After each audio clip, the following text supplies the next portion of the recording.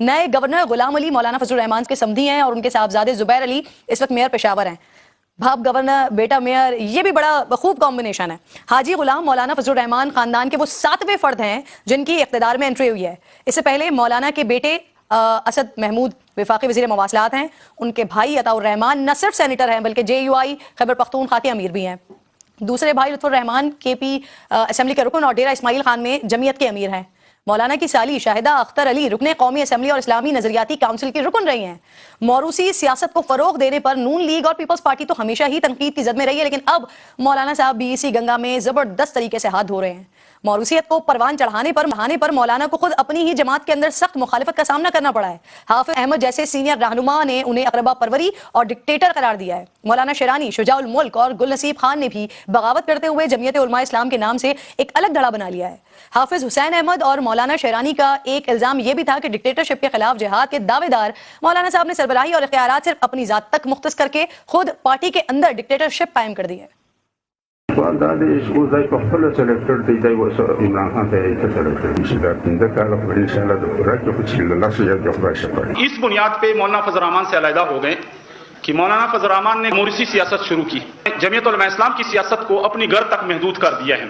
یا دال یہ نہیں ہے بلکہ یہ جمعیت علماء اسلام ہے، اور اس کے مطابق اگر مولانا فضل الرحمان صاحب خود یا اپنے بھائی کو خیبر پختونخوا کا امیر بنا دے، صدر بنا دے، بیٹے کو بھی بنا دے، بھائی کو بھی بنا دے، طریقے سے نہیں چل سکتی پارٹی. جب مولانا فضل الرحمان صاحب امیر بننے لگے تو ساتھیوں نے مولانا شیرانی کا نام پیش کیا. 3 دن تک پشاور میں وہ اجلاس مولانا نے روکے رکھا. اس کے بعد انہوں نے کہا کہ میں چاہتا ہوں کہ آپ ایک ایسے ترمیم لائے دستور میں کہ میں زندگی بھر کے لیے جو ہے امیر بنوں. مولانا صاحب کی اپنی سیاست پر بھی موروثیت کی چھاپ موجود ہے. پارٹی سربراہی انہیں اپنے والد معروف سیاستدان اور سابق وزیر اعلیٰ خیبر پختونخوا مفتی محمود کے جانشینی کے نتیجے میں ملی ہے.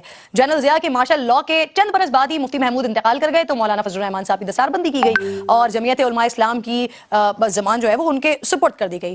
لیکن پھر چند ماہ بعد ہی JUI 2 حصوں میں بڑھ گئی اور مولانا سمیع الحق نے JUI سین کے نام سے ایک الگ دھڑا بنا لیا.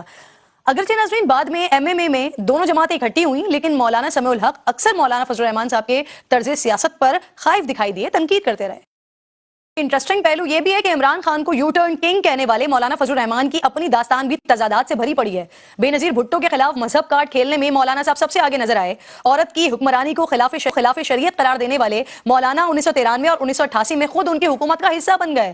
اتنا ہی نہیں، چند سال پہلے عمران خان پر الزام لگانے والی سابق رکن اسمبلی عائشہ گل علی کو اسٹیج پر آنے سے بھی روکا گیا تھا اور کہا گیا تھا کہ ان کی جماعت خواتین کے اسٹیج پر آنے کے خلاف ہے. اس بات پہ ہوا ہے خواتین کی امپاورمنٹ، جو قبائلی خواتین ہیں ان کی امپاورمنٹ کے حوالے سے میں ان کو ایک میسج دینا چاہ رہی تھی. اور یہ بات میں نہیں اس سے اتفاق کرتی کہ یہ قبائلی روایات ہیں، لیکن یہ مولوی روایات ضرور ہیں. مولوی روایات جو ہے میرے خیال سے میری مولانا فضل الرحمان صاحب سے اس بات پہ گلا ہے. لیکن سیاسی فائدے کے لیے نا اب مولانا صاحب خود خواتین کے ساتھ اسٹیج پر نظر آتے ہیں، بلکہ انہیں سپورٹ کرنے کے لیے بھی پیش رہتے ہیں. نصرت بھٹو اور محترمہ کے خلاف تحریک چلانے والے مولانا باصفہ اور مریم کی قیادت پر اعتراض کیوں نہیں کرتے؟ جب ان سے یہ سوال ہوا تو obviously لاجواب تو ہونا تھا. مولانا صاحب، جو بے نظیر بھٹو صاحبہ کے بارے میں آپ کی رائے تھی وہ مریم بی بی اور آسپا کے بارے میں بھی وہی ہے کہ عورت کی حکمرانی جائز نہیں ہے. کوئی جواب دیں گے مولانا صاحب؟ کوئی جواب دیں گے مولانا صاحب؟ پچھلے 40 سالوں سے مقتدر حلقوں کے پسندیدہ سیاستدان سمجھے جانے والے مولانا فضل الرحمان صاحب کے پاس نہ جانے وہ کون سی چابی ہے کہ ہر حکومت کا تالا کھول لیتے ہیں. مشرف پر تنقید کرتے ہیں لیکن مشرف دور میں سرکاری رہائش گاہ اور گاڑیاں استعمال کرتے ہیں. نفاذ شریعت کا مطالبہ کرتے ہیں لیکن لیفٹ کی سیاست کرنے والی پیپلز پارٹی کی حکومت میں شامل ہو جاتے ہیں اور اب بھی شانہ بشانہ ہے. 2013 میں نواز شریف کی حکومت کو دھاندلی زدہ قرار دیا، پھر اسی حکومت میں کشمیر کمیٹی کے چیئرمین بن گئے. ہر حکومت کے بینیفیشری رہنے والے 2018 میں PTI حکومت بننے کے بعد پہلی بار اقتدار سے بے دخل ہوئے تو اپنا غصہ عمران خان کے ساتھ ساتھ اسٹیبلشمنٹ پر بھی نکالا. اداروں کے خلاف اس وقت مولانا صاحب کا لب و لہجہ کچھ ایسا ہی تھا جیسے آج عمران خان صاحب کا ہے، لیکن وہ بھی عمران خان کی طرح صبح جلسے میں تنقید کرتے تھے اور شام کو خفیہ ملاقاتیں، جس کا انکشاف ان کے سابق ساتھی کرتے تھے. ہم نے 12-13 دن کے دھرنے کے بعد جب ہم بیٹھے تھے آزادی مارچ میں، اس کے بعد ہم جنرلوں سے ملنے گئے، چودھری شجاعت اور پرویز الہی کے ساتھ. اگر سلیکٹڈ جو ہے وہ غلط ہیں تو پھر مولانا کا بھی ان سے ملنا غلط ہے، پھر حیدری صاحب کا بھی ان سے جا کر ملنا غلط ہے، پھر باجوہ صاحب سے بھی ملنا غلط ہے. ہم نے دھرنا اس لیے ختم کیا تھا آزادی مارچ کہ ہمیں یقین دہانی کرائی گئی تھی کہ مارچ میں ہم حکومت ختم کر دیں گے. تو مولانا کے طرز سیاست سے اختلاف ہو سکتا ہے لیکن اقتدار تک پہنچنے کی ان کی صلاحیت کے سبھی معترف ہیں. ایک جانب وہ اپنے آبائی صوبے خیبر پختونخوا کے اقتدار پر کھوئی ہوئی گرفت بحال کر رہے ہیں, دوسری جانب وفاقی حکومت کے امور ان کے مشورے کے بغیر طے پانا مشکل ہے. رکن اسمبلی ہے, نہ ہی حکومتی عہدیدار, لیکن وزیر اعظم کے طیارے میں سفر کرتے ہیں.